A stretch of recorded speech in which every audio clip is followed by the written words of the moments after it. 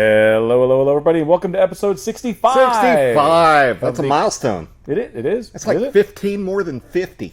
Wow. Think about that. That'll blow your mind. Blown. Of the Calypso Cigar Review Podcast. I am Brandon Luna. I'm Randy Rankin. And as always, we're at the lovely Calypso Cigar Shop and Lounge in Richardson, Texas. And if you live in the Dallas area and you have not been to Calypso, you're missing out. This is a beautiful place. Shame on you. Shame. Look at the wood. There's wood everywhere. Wait, I don't want to see your wood.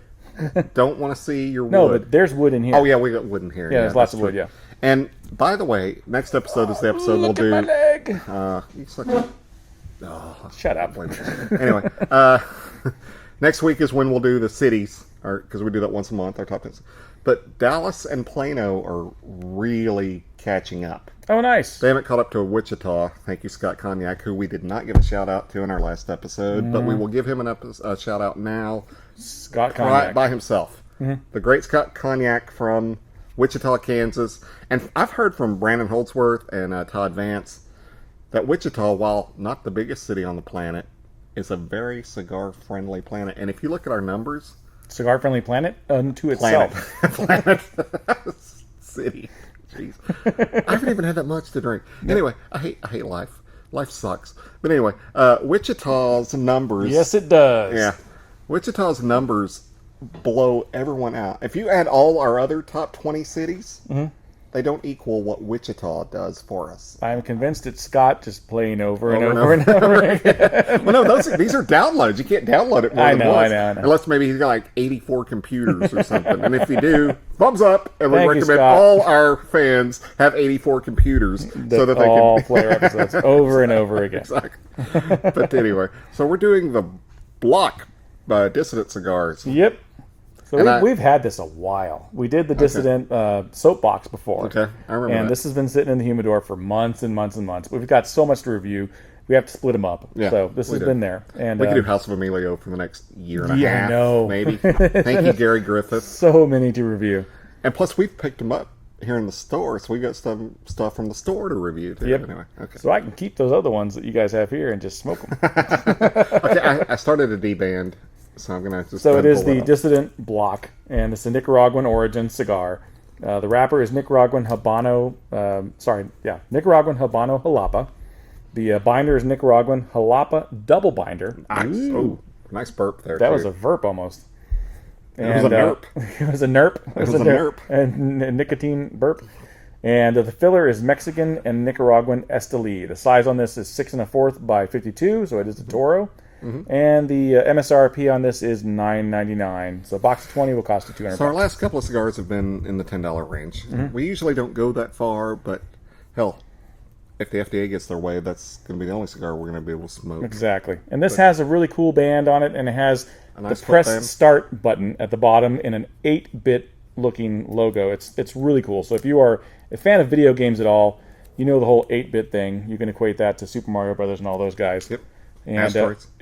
Asteroids. It's very cool. And on the inside of the band, I love this. The inside of the band, it says continue. It says continue, yes or no, and yes is blocked in. You do want to continue smoking this cigar. Nice. So that's cool. So I'm going to cut. And it's got a nice box press on it. Where right now, hell is my cutter? It's got a beautiful wrapper. The wrapper on this is really, really pretty. Very, very pressed veins. There's no real veins to see. Smell on it is sweet tobacco. I forgot that. I'm sorry. So Matt showed up. We're recording very late at night, and Matt showed up. Yep. Hello, Matt. I forgot to turn something off, and thank you for doing that, Matt. Anyway, we're using our cutter that was donated to us by Altadis USA and the great Eddie Gavito. Thank you, Eddie. So we're going to cut and light here. Get into the first third of the Dissident Bloc. Cold draw is wide open. Let's see if I can. Wow. That's as wide open a draw as I've had in a long time. That's what she said. Worst. That's what she said. That's the word. That was horrible. Why would she say that? I don't understand. I don't know. Doesn't make any sense. Okay, I'm going to use our Alec Bradley table lighter. That is a very wide. Isn't that wide open? And I'm going to use the Royal Gold lighter. Pinpoint accuracy here from the Zycar Executive 1. as opposed to the Executive 2, which crap. Sucks. Sorry. I'm a big fan of Zycar, but that renewed version of the Executive sucks. Oh no, I'm running out. Where'd Matt go? Oh, he leave? No, he's back in the back. Okay. We need to have Matt back on the show. We haven't had Matt on in a while. Yeah, he needs to come on. Yeah. Okay. Especially since he's getting ready to go do his due diligence over there for the FDA and in D.C., yeah. Put those guys in their place. Yeah, and I know we've talked about it, but just to reiterate, as I do my head and shoulders scratch for some reason. I don't understand what that was all about. But anyway, but just to reiterate, Matt is the president of the Texas Cigar Merchants Association, so they fight on a state level for our cigar rights. But he's also friends with the CRA, and anytime they go to D.C., they ask Matt to go with them. And so thank you to Matt for his due diligence in fighting for us to make sure that we can still do this. I mean, it's a pleasure of life that we should be allowed to do, and the government's trying to take it away from us. And so thank you to Matt. A little toast to Matt for going out and doing his due diligence and fighting for us. Thank you so much, Matt. Absolutely. And everyone else, Rocky Patel, Jonathan Drew, Marvin Samuels, all the people that are there fighting, all the people, great people at CRA, TAA, everyone. What's the other one? IPCPR. IPCPR, yeah. Yes, thank you, CRA. guys. Yeah. So thank you, guys. And let's let them know. I mean, there's a link that you can go to on, what was the site? Blind Man's Puff has a really nice link. Blind Man's Puff does. Yeah, and they've got a link, and you can go and you can voice your opinion and do it. And I know people are watching us are cigar smokers, but tell people that aren't cigar smokers that you know that are just friends of freedom. You like that phrase? Friends of freedom. Friends of freedom. And let them do it too. I mean, because that's literally what they're doing. They're trying to take a freedom away from us. I also like Friends of Cigars, which would be fuck. Fuck.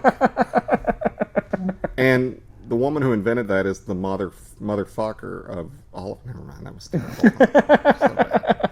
Almost as bad as that's what she said, but nevertheless. So here's the deal. If you don't know, the FDA is taking over, and they're basically the ones that are going to try and monitor cigars. Mm-hmm. And they have this deeming document that's just horrible out there that's basically saying either option one is... One, we fuck you in the ass, or two...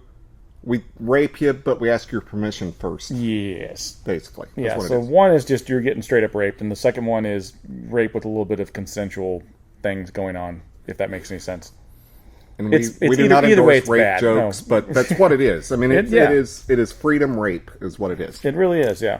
And basically they've given some options. You know, some of it makes sense, and a lot of it doesn't make sense. The $10 minimum is retarded. It's the stupidest thing I've ever heard of. And it's unprecedented, by the way, folks.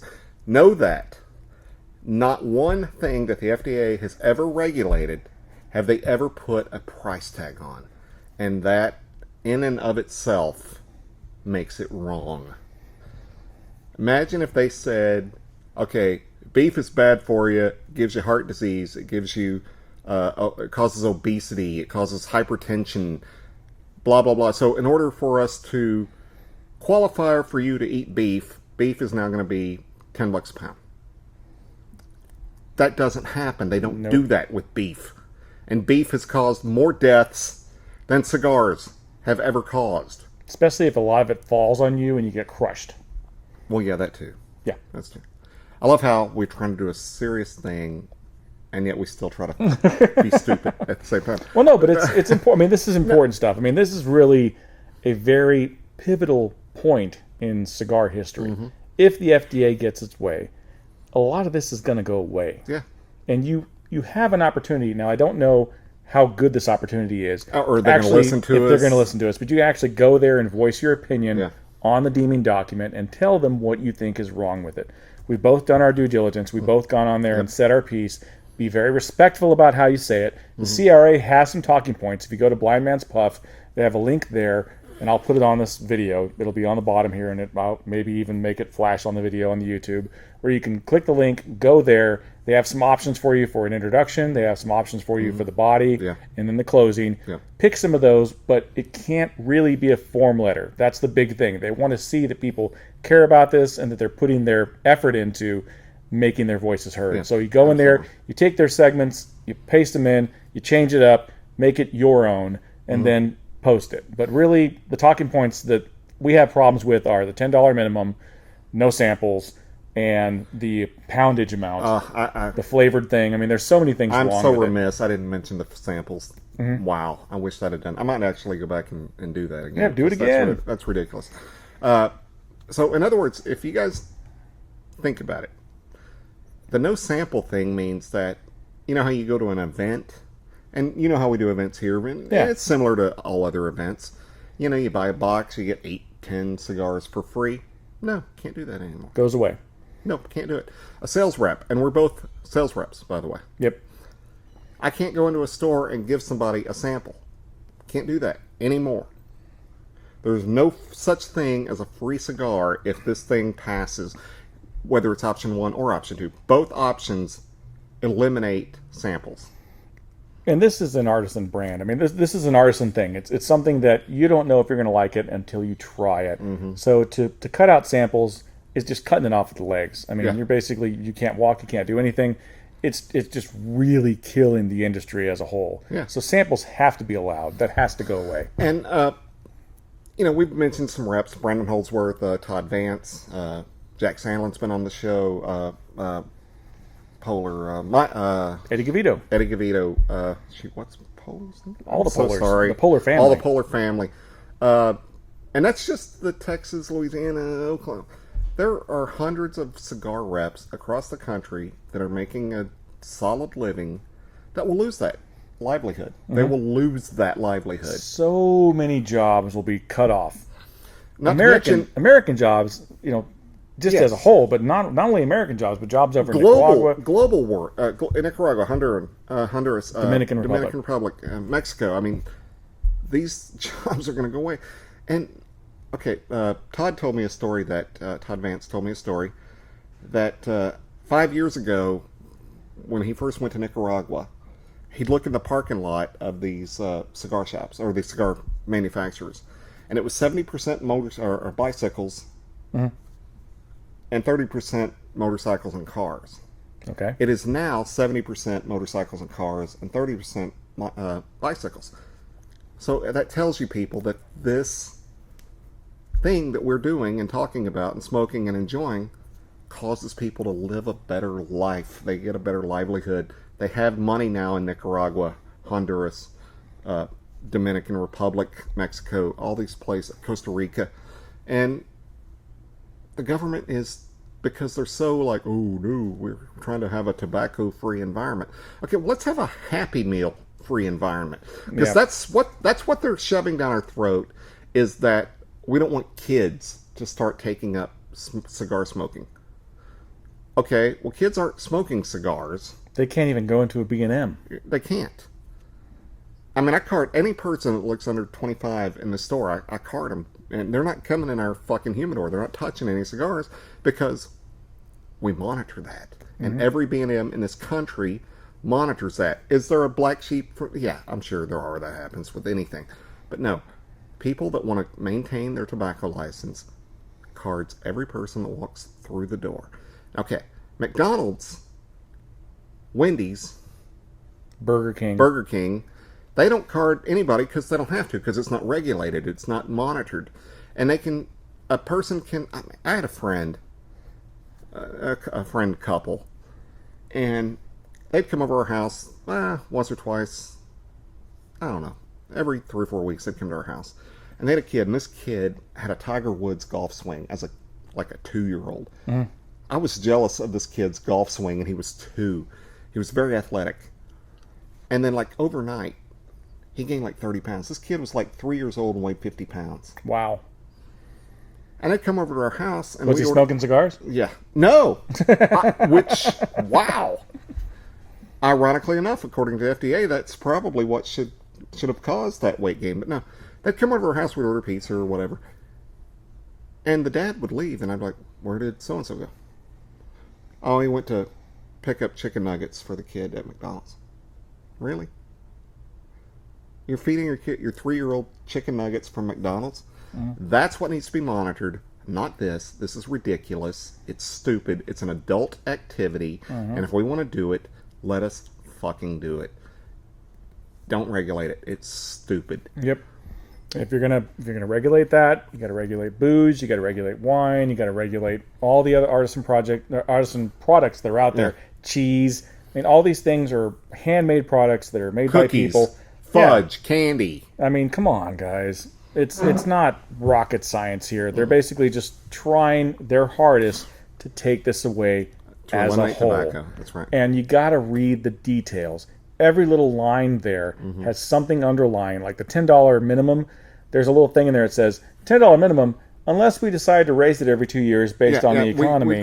We've got the ability to every 2 years reevaluate what we've already fucked you on. Mm-hmm. So it's like, fucked you without your will once, and in about 2 years I'm probably going to do it again. Yep. And I'm going to do it every 2 years. They're really just trying to grab it by the nuts and just yank it hard. Yeah, it's BS. We can't let them do it. So you got to go there. You got to go to that site.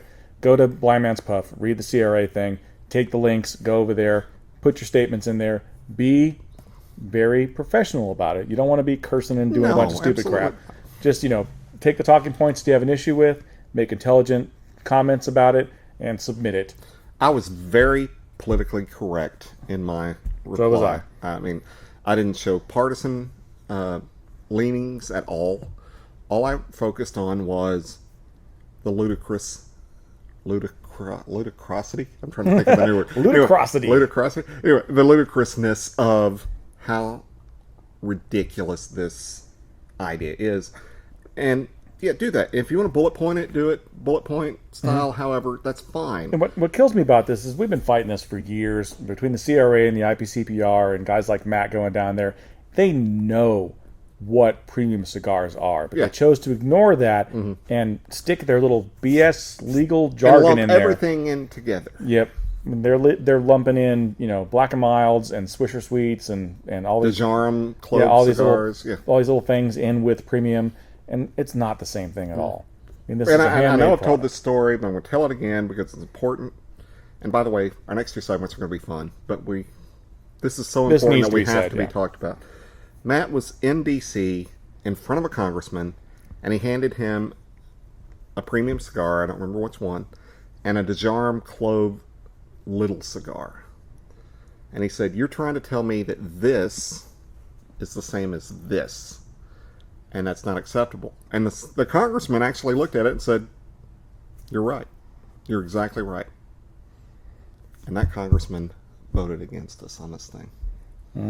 Shame on you, sir. Shame on you. You should be representing us, not going against us. And we hate being political on here, but I was talking to Brandon. The fact that people call this country a democracy is so inaccurate. We're not a democracy. We've never been a democracy. We weren't set up as a democracy. We were set up as a representative republic, which means we vote for people that will vote for what we want. And how that got lost in the shuffle, whether it's money or personal vendettas or personal, ideologies, it's sad and it's scary and it's shocking. It's money and special interest groups is what it boils down to. You've got special interest groups who are pushing what they want for the nation with money-backed ideals, and it's basically junking up the works. Yep. And what needs to happen here is we need to let them know that it's important to us that they leave this alone, because they've tried to ban things before in the past. They tried to ban liquor. It didn't work. You try to ban tobacco. It's not going to work. We're going to find a way to still do it. No. And guess what? Now you're not going to make money on it because we're going to be doing it underground. Yeah, exactly. So there goes state income tax, state sales tax. Yep, there goes your S-chip, because we're going to find other ways to get it. Exactly. So who'll benefit is Cuba. Everyone will buy their Cuban cigars, which if you do, buy from Cigars of Habanos. Yep. And they'll be, exactly. Thank you, Cigars Habanos. Yes. And they'll be buying their cigars directly from the Dominican and from Nicaragua and wherever, instead of buying them or from calling local, their friends in Canada and say, hey, can you ship me a box of cigars? Instead of buying them from the local vendors where you could, then help the local industry make money and help it grow. We didn't talk about that. Okay. Yeah, we talked about the sales reps. We talked about the people in Nicaragua, Honduras, and Dominican. Cigar shops employ people. I'm one of them. So you're going to cause all them to lose their jobs. Mm-hmm. Because seriously, if $10 is your max, or is your minimum, and there's no sampling, and there's no whatever I'm trying to say. But anyway, then there's no need for me at this store. Yep. Matt can do that himself. And, and then to talk about, and this isn't in the deeming document, but this is out there, folks. They've been trying to do this. They're going to put labels on cigars that show people with throat cancer and lung cancer and how they've deteriorated. And they want to put that on the frickin' boxes and stuff. And there are states, and even like Canada, which is Cuban friendly, and you can't go into a cigar place or a humidor in Canada. Mm-hmm. The person has to show you a catalog of what they have, and you point to what you want. I mean, it's just ridiculous. Yeah, we can't. It can't be like that. It's gonna kill an industry, and it's gonna take a lot of people's jobs, and it's gonna take this wonderful hobby that we have away from us. Mm-hmm. So we've got to stand up and make sure that this doesn't happen. Now, I hope that us going there and making those comments makes a difference, but I fear that it's already been decided. That this is going to be vastly ignored, and they're going to do what they're going to do anyway. That's the writing on the wall. That's the writing on the wall. There's no doubt about it. And but nevertheless, we still have to do what we can. And like we said, hats off to Matt, Rocky Patel, Jonathan Drew, Marvin Samuels, CRA, IPCPR, people that we're leaving out. We apologize, but we thank you for what you're doing. But thank those guys because they're trying. I mean, they are trying. You know how busy Matt is. And he's going to have to break up his schedule just so he can go to D.C. and fight the fight that he's already been fighting to begin with. That he thought he had won, and now he's going to have to go back and fight it again. And it's just ridiculous. But it's at the point now where every person counts. If you're smoking, if you have friends that Friends of freedom. Yeah, if you have friends that take cigars from you, that mooch off of you and enjoy those cigars when they mooch them, they need to go there. They need to do it. If you have anybody come to your house or anybody that goes with you to a B&M and they're going to smoke and they don't normally smoke, take them to the site, have them do their due diligence, put their comments on there so that those can be heard. Because if we don't, it's going away. It's bye-bye. It's bye-bye. And that's bad news for us because I love this. I love this hobby. I love the camaraderie I have from it. I love all the friends that I've developed over the years because of cigars. Seriously, you're one of my best friends. Yeah, you were one of my best friends on the planet. Yeah. And we would never have met if it weren't for cigars. True. Matt, one of my best friends of all time. Nate, one of my best friends. I would never have known you guys were it not for cigars. Yep. It's bad news, people. It is. All right, so let's get back to the cigar real quick before we finish this and then we'll have fun segments the next few segments. So what do you think about this first third? It's tasty. It's a spicy, leathery, cedary bomb. I'm getting a lot of cedar, and there's a little bit of bitterness on the back end, but it's not in a bad way. It's just that bitter The retrohale will burn your nostrils. Yeah, the retrohale definitely burns the nostrils. But it's got a little sweetness, too, in the bitterness, so it's nice. Yeah, I would gladly smoke this again, Dissident Cigars. Thank you, guys. We're going to take a break, and we'll come back for the second third. We'll have more fun. We promise. Yeah.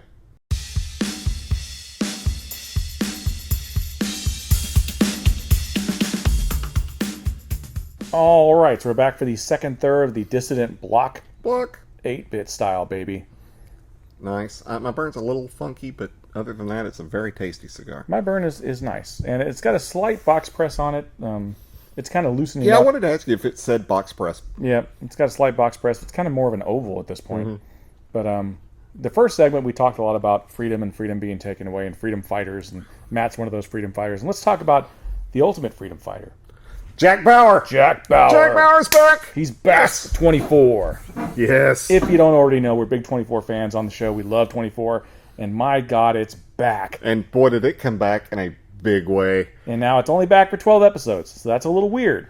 I know. I hate because it's that. weird that they're kind of the time's like off, and I'm like I don't understand it. But okay, did you notice how the first episode it said it started like the following takes place at 2:06 from 2:06 to 3? I'm like 2:06. They never done that before. yeah, I know, it's kind of odd. And I wonder if that was because that's when they started the clock because it was weird. And I don't understand because it's supposed to be still 24 hours. Yep. 12 episodes is supposed to take place over 2 hours. Yeah. But the first 2 episodes have been an hour. And I don't understand that. Maybe they'll get it caught up. But, man, Jack, okay. Spoiler alert, but if you like 24, you've probably already seen it. And if you don't like 24, you're not going to watch it. So let's just tell you. But it starts off and Jack is, he gets caught. Mm-hmm. It's this branch of the CIA. I've never heard of the branch of service that they were talking about. I'm sure it's not real. Yeah. And he gets caught, and the chick, very pretty, Yvonne Strahovski from Chuck. Yeah. Which was a good show, by the way.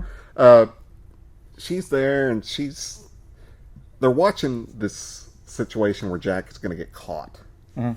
And she's like, he's going to head to the roof. He's going to head to the roof because they're watching it. And she's like, well, Jack doesn't head to the roof. He heads a different way. And so anyway, so he runs. He gets captured. Well, that bothers her. Yep. She's like, he didn't go to the roof. Something's up. Something's up. Something is amiss. She doesn't say that. No, he wanted to get caught is what she's trying to tell everybody. He wanted to get caught. Let's find out why he wanted to get caught. Yep. And that's what I love about Jack Bauer is that people know that about Jack Bauer. Yep. Jack Bauer is the ultimate chess player. He's always a couple of steps ahead. Yes, absolutely. And he is ready to go with whatever comes his way. He's got a solution for everything. Yeah. And it's just still a very smartly written show. Just great cast, great everything. I'm super psyched that it's back. And I've always been a Kiefer Sutherland fan.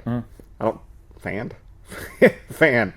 I don't talk about him as much as I do Costner or whatever, but I love Kiefer Sutherland. I've always been a fan of his. And our next segment, we're going to talk about Kiefer Sutherland movies. But but there's never been better casting, in my mind.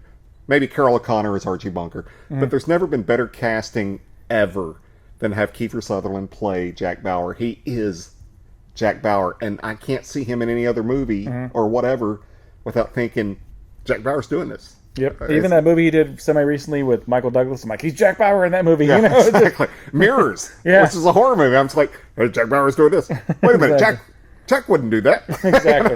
What are you doing, Jack? No. Oh, man. And, okay, I don't know if you caught this vibe, but, okay, when they go to break, they stamp the clock on our notes. Boom, boom, boom. When I first heard that, I almost cried because it was like, I have missed that sound so much, but yet it's like, okay, I have a buddy I've talked about before, Pop, a karaoke buddy. Yeah. I can go a couple of years without seeing him, and the second I see him, I give him a big hug, and we just start talking. It's back to normal, yeah. It's like, you never missed a step. Like I never missed a minute with him. Yeah. And it felt that way with 24. It was like, I forgot this has been off for 4 years. During that 4 years, I missed the hell out of it. But the second it came back on, I was like, oh my God, it's back, and it feels like nothing has ever changed. It is so cool. Yep. And Marilyn Raxcub, how do you pronounce her last name? I've never heard her last name. Marilyn Raxcub, yeah, I guess that's I've never heard it pronounced, but she's great. And Chloe. She's Chloe, and she's been kind of his buddy for years on the show. They kind of, Girl with the Dragon tattooed her, where she looks kind of like the this hacker. year she's dark, and she's got the haircut. And she's underground. Yeah, she's underground. She's working with these hackers and stuff, so she's kind of doing her own thing. But because she's been the computer genius. She was the person that would do the logistics for Jack. Okay, Jack, here's where you need to go, and stuff. And if Jack was going to break a rule, which Jack always breaks rules, which is one of the best things about him, Chloe would always be like, okay, I'll figure what I can do and help you out and make that happen. I've always wanted them to do like comedy versions of 24, like for webisodes, like what Jack Bauer does on his days off, and he's like coaching a soccer team, and he's like, okay, we're gonna shoot that guy. Kick the ball over there. Shoot that kid. Damn it. Right? Just see him just go Jack Bauer or a soccer team or something. That'd be great. Oh, there was a line, and this won't run any part of it, and we mentioned it, and you knew exactly which one I was talking about, but Jack, this guy, he wants to get in there, he wants to break Chloe out of this prison or this holding cell that she's in, and this guy's getting ready to punch in a code on the keypad. And Jack points his gun right at the guy's head, and he says, "You know who I am." The guy's like, "Yeah."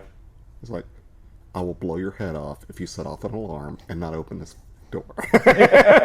And it's true, because the setup is so great. Yeah, they know, yes, Jack will blow your head off. Yeah, and like the scene before that, they show Jack's kill list, and it's like freaking the spreadsheet with like a million people. Awesome. It's like all the kills through all the seasons he's been on the show. It's awesome. Okay, well, I want a little tie-in, because you watched it. Yeah. Mad About Movies is going to kick me in the balls for this, but there's a scene in 3 Days to Kill that I thought was very Jack Bauer-like. It's the opening scene. You know, you see Custer, he's coughing in the elevator and everything, and then the maid walks into the room, and there's all these dead people. And it was like, I remember when I watched it, I was like, that is so Jack Bauer. That's what they would do. Yeah. The Costa character would have been Jack Bauer. They just walk in and just kill everybody. Like, yeah, no big deal. Yep. And so I thought that was cool. So, yep, I saw 3 Days to Kill recently, actually. And you liked it. Yeah, it was a good flick. So I was not entertaining tool by saying I liked that movie. Entertaining movie. But that goes in the whole Luc Besson thing. Luc Besson, if you guys don't know, he's a director, writer, producer. He wrote Taken. And yeah, he's done a ton of movies. He's directed his own movies, but he also does a lot of producing and writing. And all of his movies have that same kind of Luc Besson feel. He writes great characters. He writes great stories. He has a lot of these extra additional characters and situations that you wouldn't normally think to see in a movie. Why is that in the movie? Yeah, but then you buy into it. You're like, oh, wait, I like that. But a lot of those, the squatters, they brought a lot of heart to his character. It's like you saw that he was a real person. That he's like, okay, well, they're in this situation. When I first saw that scene, I was like, oh god, this is gonna suck. Yeah. But it wound up working and stuff. But anyway, the station that I reference all the time, The Ticket, actually compared Jack Bauer to Costner's character in 3 Days to Kill, which made me smile. Yep. But of course it did. Of course it did. Two of my faves, man. But okay. Should I take it this direction? I don't know. What? Spoiler alert. It was a Spielberg movie called Amazing Stories. Okay. Did you ever see that? That's a TV show, Amazing Stories, yeah. Well, I think this was the pilot episode, because it was a 2-hour thing. Okay. And there's a scene, because it was vignettes. There's a vignette in which Costner's the pilot of a World War II plane or Vietnam plane. I can't remember. It's in a war. And there's a guy in a bubble underneath the plane. Yeah. Have you seen this movie? Yeah, I've seen it, yeah. And Kiefer Sutherland is the guy that's trying to talk him into... Because what happened is the landing gear won't come down. So if they land, it's going to crush that bubble. Yeah. And the guy can't get out of the bubble. And I remember the scene like yesterday, and I haven't seen this movie in 20 years, but I remember the scene like yesterday, and Kiefer's talking to Costner, and he's like, you can't land the plane this way. I mean, if you do, you're going to kill this guy. And Costner looks at him and says, what am I supposed to do? I've got other people on the plane I have to worry about. And I remember that was so effective. The ending of it was completely stupid. Because the guy drew cartoon wheels. That was so stupid. Yeah, it was so stupid. Mystic, stupid. But the whole build-up was awesome. And it was two of my faves, man. It was Costner and Kiefer. And they were going back-to-back with each other. And they were great at it. But anyway, back to Jack. That was not a spoiler alert at all. I just thought maybe you were going spoilery. No. I just wanted to talk about that Costner and Kiefer worked together. And it was awesome. But back to Kiefer. Okay, so Jack... In the new series, he's wanted by every country on the planet, including America. And there's the great William Devane. I've always been a huge William Devane fan. Yeah, good actor. And nobody can conversationally speak better than William Devane.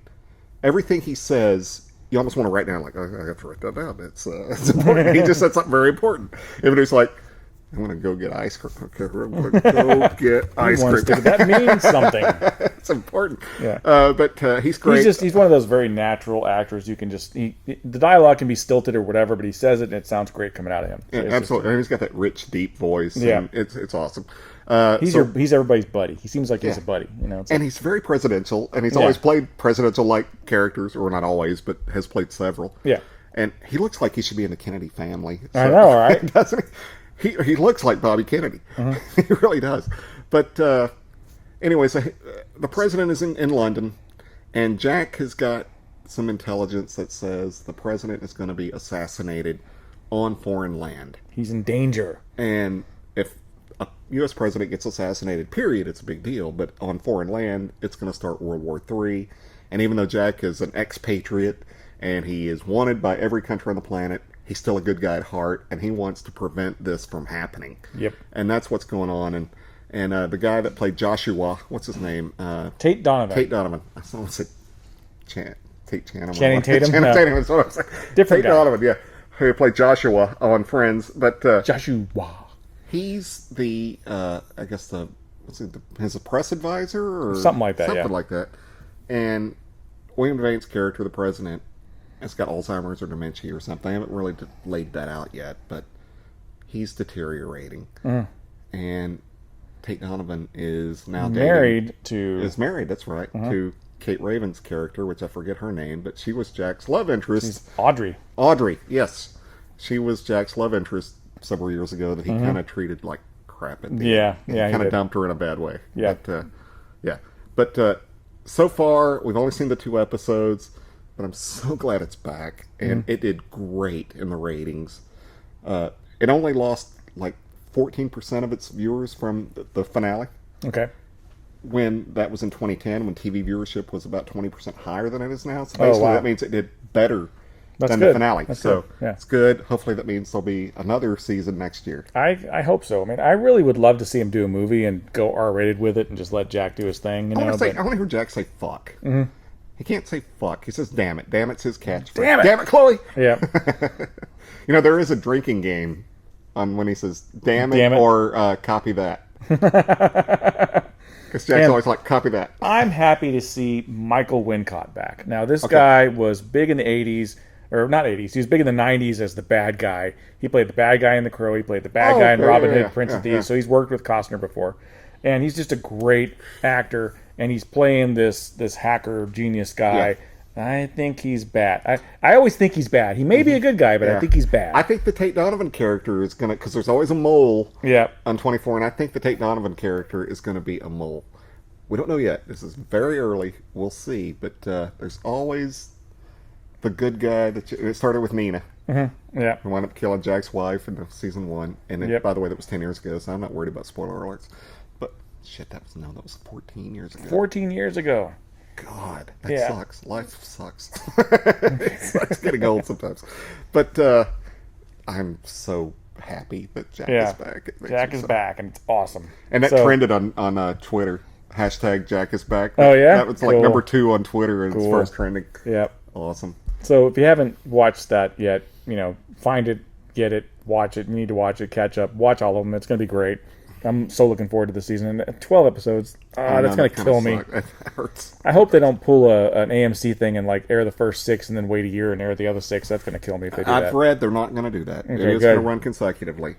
But there are rumors, because they're calling it a special event 24. They're not calling it a reboot or anything. Yeah. So I hope the ratings stay high. Did like almost 9 million. And by the way, nowadays TV, if you do 4.5 to 5, that's pretty good, and they'll keep you on the air. So if it's doing 8, 9, they got to bring back next year. Yeah, that'd be great. And Kiefer, I was calling Jack. Kiefer said in an interview that because he was dying to get the movie made. That's the only reason why they canceled the show was to do the movie. And then it just kind of never went. Yeah. And then there was that awesome thing about. Which is funny 24/7. because the season's called Live Another Day, which is Die Another Day? Yeah. And there was going to be it was going to be called Die Hard 24/7, and Jack was going to work with John McClane, which would have been epic. God, they need to make that happen. Awesome. I mean, the last Die Hard movie was freaking awful. It should never have been made the way it was. It was crap script, crap everything. You could tell Bruce wasn't in, his heart wasn't in it. It just wasn't a good movie. So, for Christ's sake, if you're going to bring Bruce Willis back, add Jack Bauer into the mix. Jack Bauer and you got an epic-ass movie that everyone would go see. You'd have fans of 2 different franchises coming together. I mean, I'd be even okay if they just brought, Bruce, he's doing direct-to-video stuff now. He does very few What's the rapper? film movies. He works a lot with 50 Cent. Yeah, 50 Cent worked on, what was it, 3 Days to Kill? Was it 3 Days to Kill?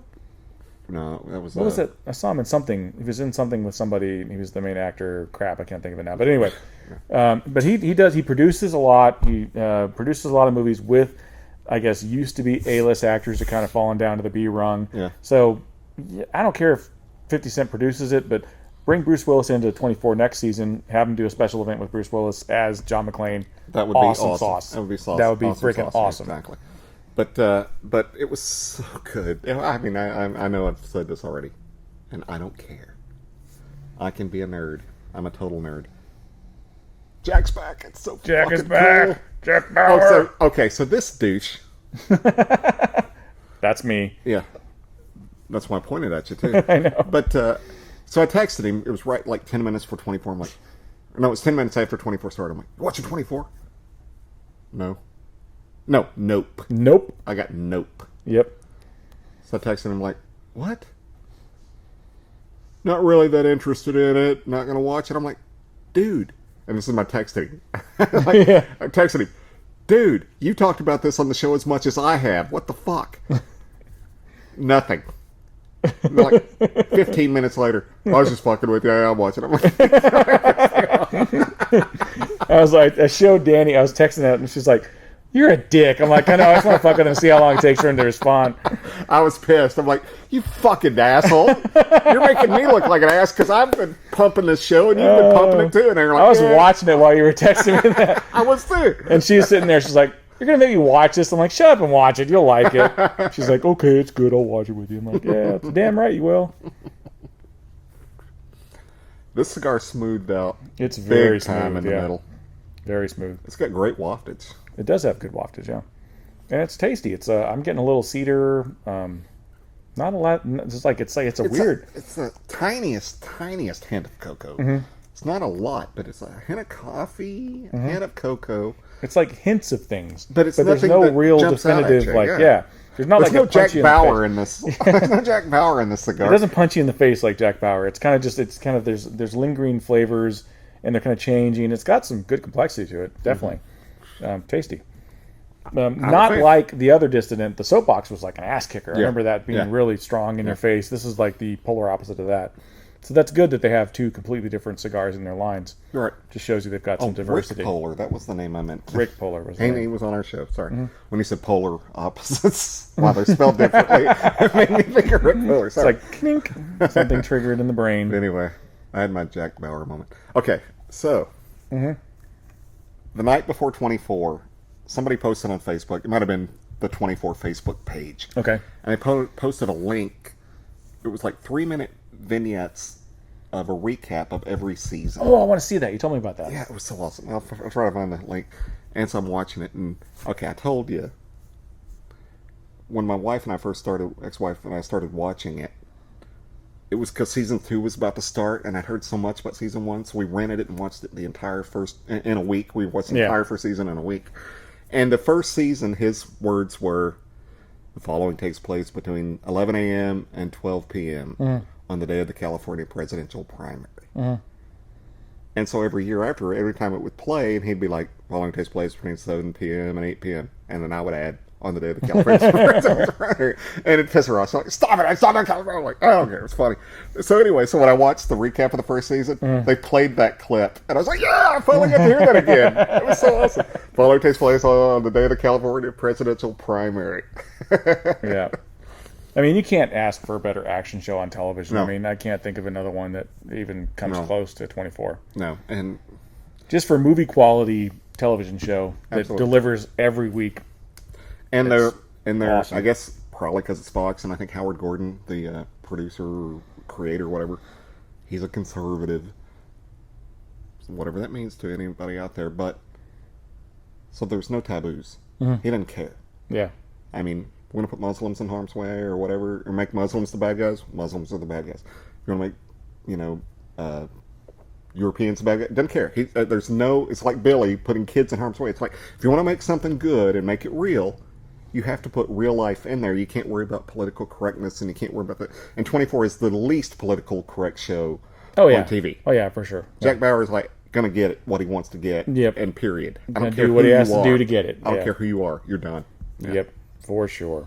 Jack Bauer is awesome. All right, so we're going to take a break, come back for the final third. And Kiefer Sutherland movie roles. Yes. No, this is the second third. Wait. No. We're going into the final third. Yeah. Are we going to the final third? Son of a bitch. We're going into our third segment. God, you can't count to dang 3. it. You broke your ankle. Now you can't count to 3. It's I lost weird. it all. Yeah, my brain was in my ankle, apparently. We'll be back. I don't know where my brain is. In your balls. Probably.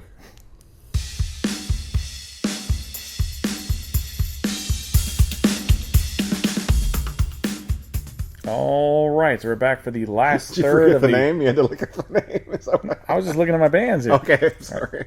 All right, so we're back for the last third of the Dissident Bloc. The 8-bit, whatever, something. Yep, of 8-bit fame. Continue? Yes, I will continue smoking you. Bloc.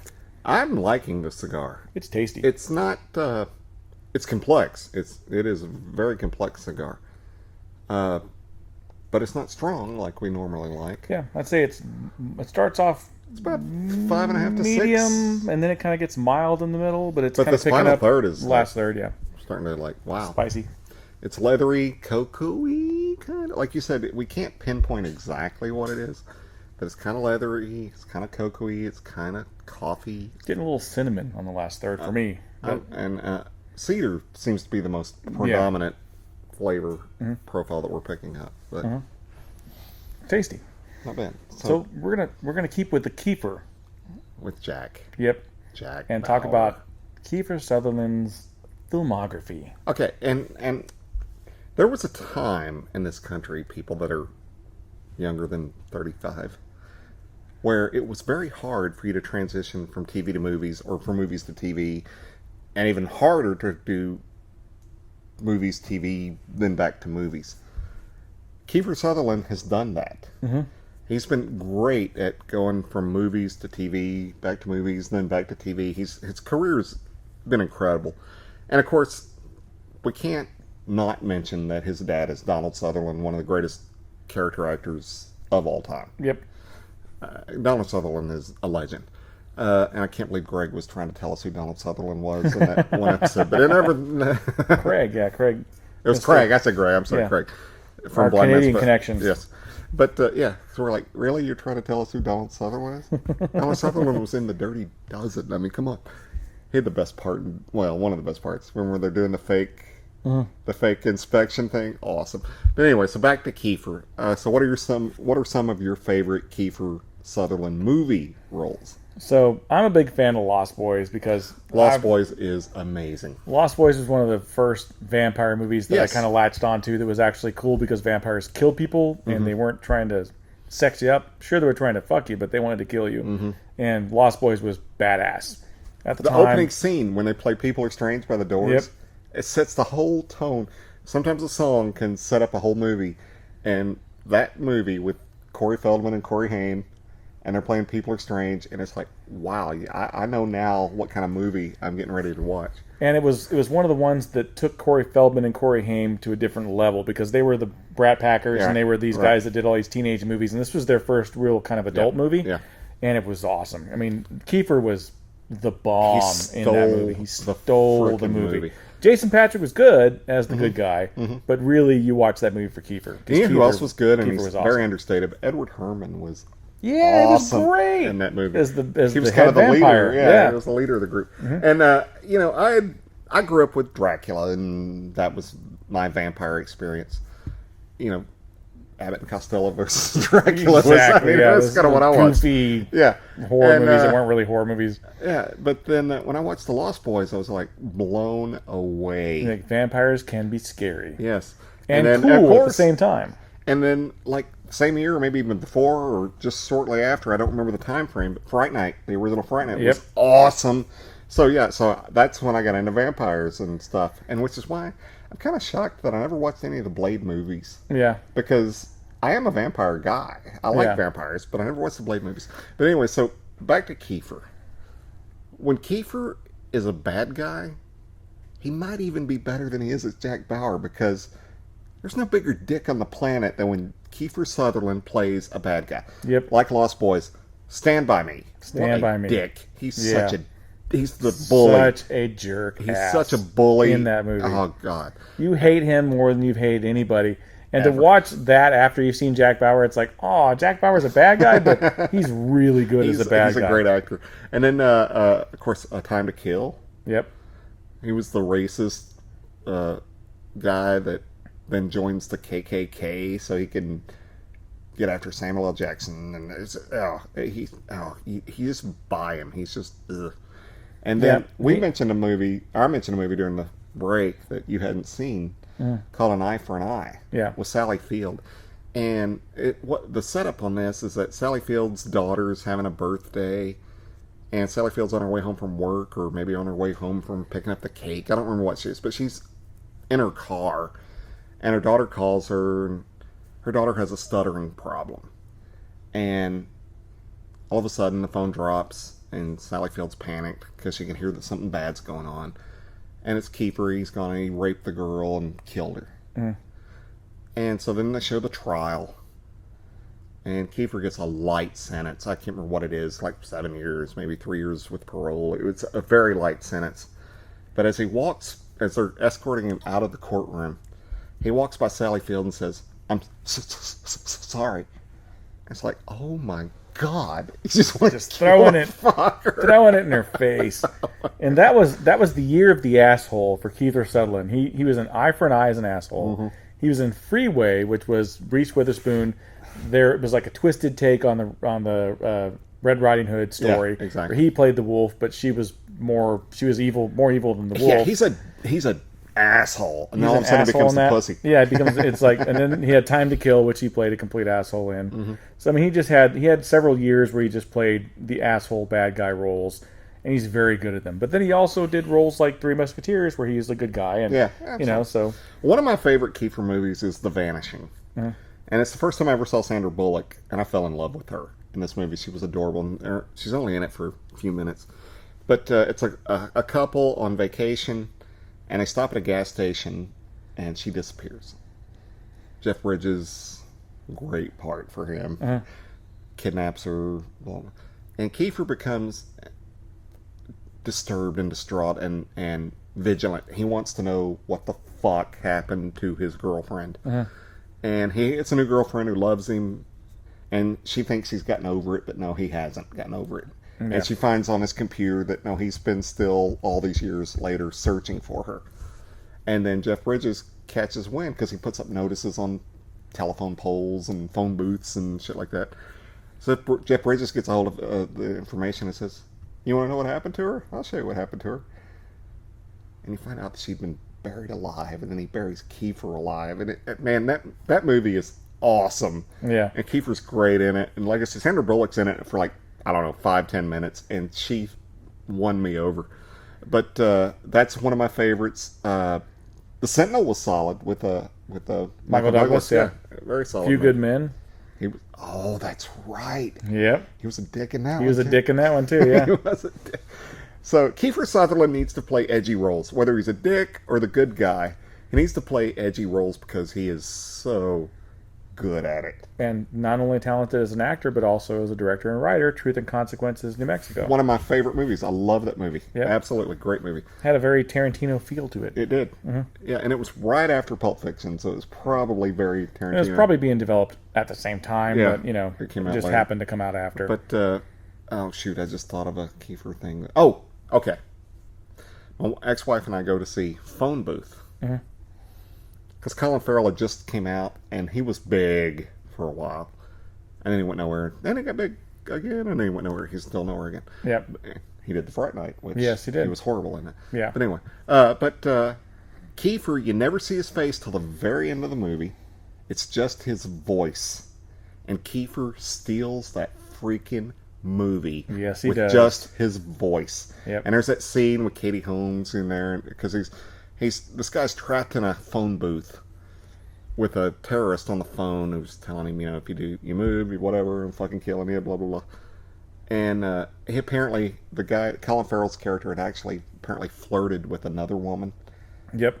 And so Kiefer's... You're talking about the fuck part? Yeah, he's like, tell your wife you wanted to fuck her.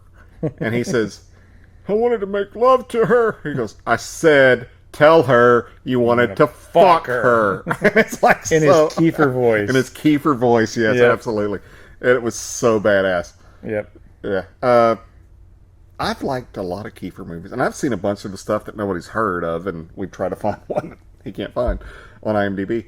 But, yeah. But when Kiefer plays edgy, there's nobody better. Taking lives. Taking lives, yes. With and he's Angelina Jolie. I remember the scene where he's like, he almost like licks her face. He's like got her pinned up against the wall and he's doing his Kiefer voice. And it's like, oh, it's so badass.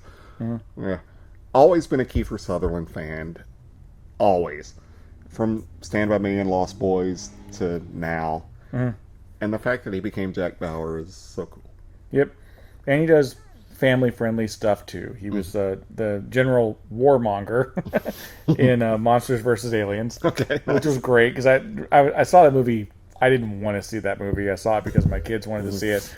And as soon as I heard his voice, I went, it's Kiefer Sutherland! I was like, what? I'm like, oh, the guy with 24, it's Kiefer Sutherland! I knew it was him, and it was him. He's awesome. So he's not above doing, the strange, weird kid stuff. He's in Marmaduke, for Christ's sake. Right. God, really, Marmaduke? Mirrors was a very good horror film. Did you see Mirrors? I saw Mirrors, yeah. That's a very good horror film, and he's very good in it. Jeez.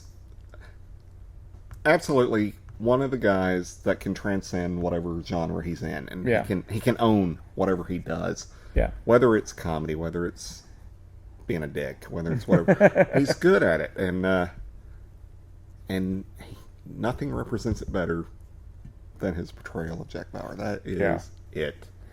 And I would say it's definitely one of the TV legend icons. Oh, yeah. You can think of TV icons within the past 20 years, and Jack Bauer's one of them. I mean, he's got to be one of them. Oh, there was an episode. Okay, you're not an Office guy. No. A fan of The Office. I mean, I I've like shown you Office, some stuff. yeah. You like it, but you I just like what haven't I've seen seen. all I the haven't stuff. seen it all, no. Well, Dwight, Yeah. Rainn Wilson's character, is, when they do the camera time or FaceTime or whatever, the camera's on there, because it's a fake documentary if you haven't seen The Office. But Dwight is all about everything. Everything balls to the wall. And there's an episode where actually Dwight says, I want to be Jack Bauer, or something like that. It's like awesome. So Dwight even acknowledges, and that was a show on NBC, talking about a show on Fox, and then he's like, I want to be Jack Bauer. That's awesome. Everybody wants to be Jack Bauer. He kicks ass. Oh, wouldn't it be great? He is television's version of John McClane, really, is what he is. Yeah. But he doesn't get to say fuck, but he's better. True. Who would win in a fight between John McClane and Jack Bauer? I would say Jack Bauer. Blow me up, dog. Yeah, I would say Jack Bauer. Jack Bauer all the time, anytime. Because he didn't give a fuck. No, he doesn't give a fuck. It's like... Bruce Willis would be saying some quirky little one-liner, and Get me out of the foam! Yippee-ki-yay, mother... I'm dead. But Jack Bauer would never kill John McClane because they're on the same side. Exactly. And that's what goes back to the writing on that show, is that while Jack breaks all the rules and he does stuff that's not politically correct, you're pulling for him. Yeah. Oh, yeah. Because you know Jack, and you know his heart, and you know what he wants. He wants the right thing done. He doesn't care about politics or anything. Get the right thing freaking done, and I don't care who I have to kill to make the right thing happen, but I will kill you in order to make the right thing happen. Yeah, I mean, Jack Bauer is the essential blunt instrument. He's the guy you send in when you need something done. It has to be done right. You send Jack Bauer in. Yeah. And there really hasn't been any other character in that on television. Maybe the guy that Jim Caviezel plays in Point of Interest is he's kind of teetering that line between, he can do whatever it takes to get stuff done, but he doesn't have the charisma and the karma that Jack Bauer does. Can I tell my Jim Caviezel story that I told you the other night? Okay. So Jim Caviezel, very talented actor. I mean, the guy played Jesus. He played Jesus. Yes, he did. And played him well. Yep. I mean, boy, did your heart break and stuff. Whether you're Christian or not, that movie will... Just, if you don't cry when you watch that movie, you are not human. Yeah, because that's what it's about. It's about humanity, even though he's God or what. But never mind. But Jim Caviezel, very talented actor, had been in L.A. for a while, wasn't getting anything. And he was done. Yep. And he actually moved away, or was getting ready to move away. I don't remember the exact part of the story. And Kevin Costner was with Lawrence Kasdan. And they were looking through pictures for Wyatt Earp. He'd work with him on Silverado. Right. So, yeah. Yeah. And knows a good Western when he sees a script. Absolutely. And so Costner's looking and he said, I want that guy to play Warren Earp. So they contacted the agent, and the agent was like, yeah, he kind of quit. He's done. So Costner picked up the phone, personally called him, and says, I want you in this movie. And he did, and he wound up having a good career. He did Frequency with Dennis Quaid, also from White Earp. Yep. And great movie. Yeah, great movie. And like I said, Deja Vu, he was such an asshole. Yeah. And he played Jesus well. He's great in Person of Interest or whatever it's called. Is that what it's called? Yeah, Person of Interest, yeah. I don't watch okay, I know the movie I was talking about now. He was in Escape Plan, which is the Stallone Schwarzenegger one. Yeah, yeah. He plays the guy who runs the You Can't Escape From It prison, and 50 Cent is in there as well. Nice. So okay. He didn't produce it all, but he just does a role, and he actually does pretty good. He's not a bad actor when he tries. But that Stallone? No, 50 Cent. Okay, 50 Cent. Okay. Yeah, 50 Cent. Yeah. I'm sorry. So Curtis. Not a bad movie, worth a watch. Escape Plan. I've seen it. It's actually pretty good. Yeah, it was pretty good. It was entertaining. Schwarzenegger, and there's a little twist at the end. It's kind of cool, and yeah, it was entertaining. Jim Caviezel playing an asshole. See, okay, if you pay attention to the people I like, I can go to the Legends or Borderline Legends with Costner or whatever. Mm-hmm. But I also like the lesser known people. Mm-hmm. Chanel, Jill. I mean, those people. And Caviezel is kind of above Chanel and Jill. He's not, but I respect his career, and I want that guy to succeed because anytime you move to LA, I mean, to be an actor, you're taking a huge risk, and when it works for you, then I'm happy for you. My friend Halle, that's out in LA now, and she's finally starting to get some stuff. I'm happy for them. You want to see actors that are dedicated to their craft and that sell their souls to make it work. I want to see them be successful. Yeah. I mean, do I want them to be Brad Pitt famous? No, because I don't think anybody, or Elvis famous or whatever. Nobody needs to be that famous. That's just too famous. But if you can work steady for 10, 15 years in LA, that's what I'm pulling for you to do and make a good living. Yeah, there's a cool flick with Jim Caviezel you probably haven't seen called Long Weekend. Seen it? You saw it? Yeah. That's a pretty cool flick. Mm-hmm. Interesting premise, whole nature going against him thing. Absolutely. How did we get on Jim Caviezel after Kiefer? I don't know. Because we ramble. Because he kind of plays he's the new Jack Bauer, really. Maybe. I mean, he kind of took over the Jack Bauer-ness for Jack Bauer when he was away. Mm-hmm. But now Jack Bauer's back. You Jack is back. 24. Jack is back. Yeah. Jim Caviezel's had some good roles, too. I mean, he was Count of Monte Cristo. That was that was a very good adaptation of that. What was Angel Eyes. Did you ever see that movie with Jennifer Lopez? Yep. He was heartbreaking in that role. No. He was so good. Mm-hmm. And, I mean, oh my God, he was amazing. And I don't watch Jennifer Lopez movies, but that movie, Angel Eyes, is worth a watch just to watch Jim Caviezel's performance in that movie. It was amazing. Yep. He's a 110% guy. I mean, he puts in his performance when he does stuff. Mm-hmm. And Thin Red Line, he was in that. Mm-hmm. G.I. Jane, did a really good job. Mm-hmm. He was in Ed, apparently. I didn't see... I never saw Ed. Was that the McConaughey thing? Yeah. It's not that. That's different. This is a different one. Ed TV was the one that... Ed! Trained chimpanzee plays third base for minor league baseball. The Joey LeBlanc? Or the Matt LeBlanc? Joey LeBlanc. The Matt LeBlanc thing? Not Caviezel's in that. That's not what I was thinking of. Did I just say Joey LeBlanc? You did say Joey LeBlanc. Boom. He would punch you for that. Yeah. He was in The Rock, Jim Caviezel. Yeah, he was. Yeah, so he's been in some good stuff, man. Mm-hmm. He was in The Wonder Years. Wow. My Own Private Idaho. Wow. Yeah, the guy's been in a lot of stuff. He's been in some good nobody movies. knows his name. He's one of those actors that nobody knows his name. Yep. But he's good. He is good. I think people know him now from Person of Interest, but, Fine. And I hate... While I'm happy that you have a good career and people know you from something, I hate that if you're as good an actor as Jim Caviezel, that people know you from a TV show. That disturbs me. I don't know, man. I mean, TV's come a long way. You can't... I mean, but TV shows ratings now... for TV shows don't earn anywhere like they used to be. I know, but there's a lot of good actors doing television now. You got Glenn Close doing television. You got freaking Kevin Spacey doing television, even though it's Netflix television. But it's really changed the face of Hollywood. Okay, well, since we've already mentioned him, and so I don't have to worry about breaking my rule. Okay. What brought Costner back on the map? Hatfields and McCoys. That's true, yeah. It's a TV show. Yep. Or a TV miniseries. Miniseries, yeah. Great miniseries. Yeah. And so I know TV is good. Better than it used to be. There was a phase in there where TV was just crap. And then HBO, I think, really brought it back, and it's been good since HBO. I'm thinking it probably started with The Sopranos. Yeah.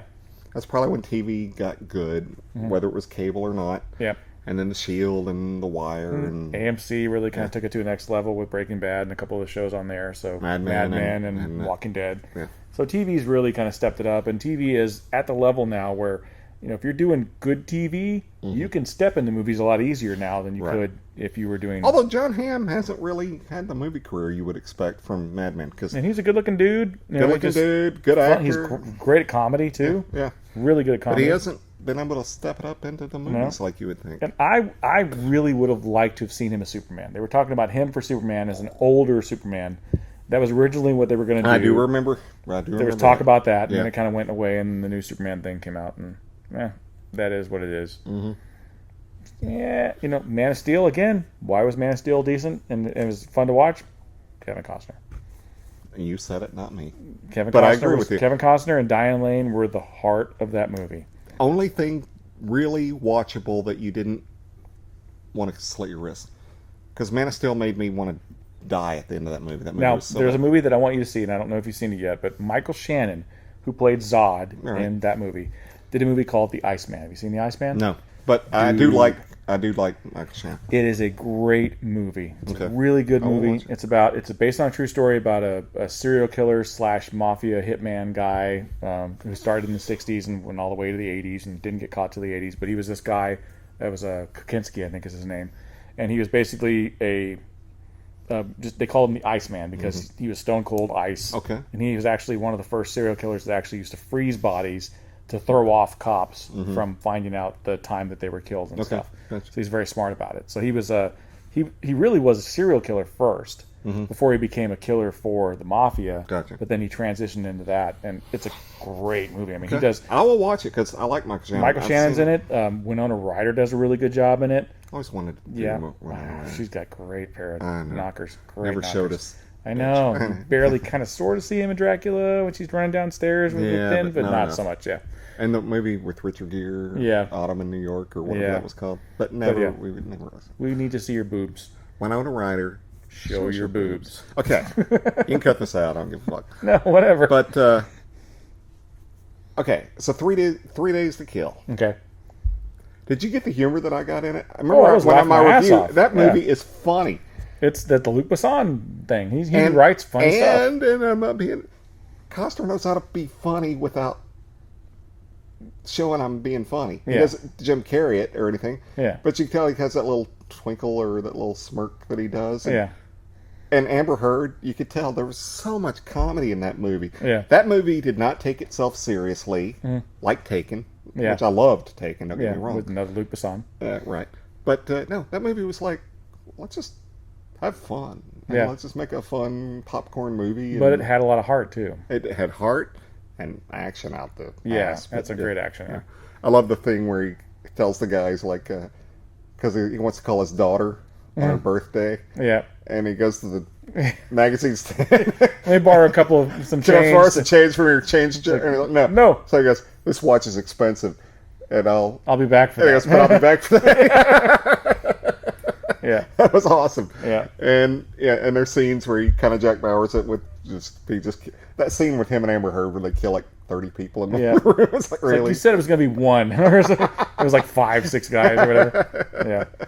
Definitely check out 3 Days to Kill. If you haven't seen it, it's worth a watch. It's I'm glad that I recommended a customer movie that you actually liked. And I have the Jack Ryan movie in the queue. I just haven't watched it yet, but I'll watch that soon. So I watched it again after I watched 3 Days to Kill, and it was better than I remembered. And he's better than I remembered. I heard, and again, I've heard from people who've seen it that Chris Pine is fine, but really it's Kevin Costner that carries the movie. Pine looks so bored in this movie. He looks bored, and it's like, really, dude, you're carrying this movie. You're playing Jack Ryan. I mean, Alec Baldwin and Harrison Ford have played this character, and even Ben Affleck has played this character. Show me something. Chris Pine looks bored. Well, Costner looks like, I have an opinion. Let's make this movie. I have an opinion on Chris Pine. I think Chris Pine is a deeper actor than roles he's getting offered. If you look at his earlier roles, he plays these really weird, skitsy, kind of crazy guys, kind of like Brad Pitt did at the start of his career. And they haven't really tapped into that yet. So he's really good in There's a movie, what was that called? Smoking Aces. He's really good in that. Oh, yeah. You don't even recognize him. And he's like that was scuzzy. Chris Pine? Wow. Yeah, he's like fucked up teeth, scuzzy killer guy. Yeah. And he's good in other movies where he plays that kind of role. But right now he's the Hollywood's it guy. He's the good-looking guy. They want to put him in these roles. And I don't think that's where his heart is. So I think he's going to come into his own as he does more independent stuff. Yeah, probably down the road. Yeah, and good for him. I think he has the potential to have Brad Pitt's career 10 years from now. Okay. But he's got to be able to pick the roles that are more attuned to him. Because there's a scene in Jack Ryan, and I'm not going to spoil anything, but a scene where he's in a helicopter and they get hit with a bomb, and he's kind of like, oh, no. And I'm like, wow. Really? That's what you brought to that scene? Really? That's it? I mean, he grabs the guy, oh, no. And I'm like, huh. I was just shocked. I was like, really? So was it the director or him? I don't know. You don't know, but it's like, give me more. Give me more. Maybe. And that's directed by Kenneth Branagh, for fuck's sake. I don't understand. I mean, Kenneth Branagh... Okay, this guy's a Shakespearean legend. legend. He did some great... Henry V. Oh, but by the way, he is good. Is he? In Jack Ryan. He's good in Jack Ryan. He's the bad guy. So, Henry V, Much Ado About Nothing, which was a great movie in spite of Keanu Reeves. Badly cast in that movie. Who fucking thinks he can do Shakespeare? Yeah. And Kenneth Branagh's had some great movies. Even Dead Again, which was his... I loved Dead Again. He was trying to do an American accent. It was kind of wonky. But the movie's good. It's a great movie, yeah. And he even cast, Derek Jacobi, who's like Mr. Shakespeare in that movie. So, Kenneth Branagh, step back into your comfort zone and do some movies that you want to do. Don't be doing the Hollywood stuff. Okay, well... While his direction on Jack Ryan might not be great, him playing the bad guy is awesome. He's really good. Yeah. So I want you to see this movie. So he directed his scenes and Costner's scenes and let Chris Pine do whatever he wanted to do, basically, is what it sounds like. Yeah, because Costner's kind of like I said before, Costner's kind of the Sean Connery from The Untouchables. Yeah. He's the mentor. And Costner takes it seriously. Unlike 3 Days to Kill, where he's playing it loose. He's taking it seriously, and he's good, and he's like so annoyed that Jack Ryan isn't picking up what he wants him to do and needs him to do. And I'll watch it soon. We'll get a review of that next episode. Yeah. So last third, it's gotten a little more bold, but still very very tasty cigar. This is I would smoke again gladly cigar. Yeah. So far, I've been really impressed with both the Dissident cigars. So you guys are doing a good job, Dissident. Keep it up. I'm looking forward to your next cigar for sure. And Matt has your card, and once we get a bigger humidor, we'll probably... We'll talk. He's seen our humidor. Yeah. And we have stuff stacked now. We call it a filing system. Now we have a filing system now in our humidor because we have so much stuff. Yeah. 140 square feet humidor. That's not a lot. We could fill up a 700-foot humidor easily and still need room for more. So. Yep. But, so call us at 972-761-9903 if you want to order something, and we'll make sure we'll get it out to you. Yep, and as always, check us out at all the normal places you can find us. iTunes, iHeartRadio, Podomatic, Stitcher, Spreaker. Podcast Land, YouTube, Twitter, Facebook. Mm-hmm. And if you can't find us, you're not looking. So as always, it's been great smoking with you. See you later, Brandon. See you later, Randy.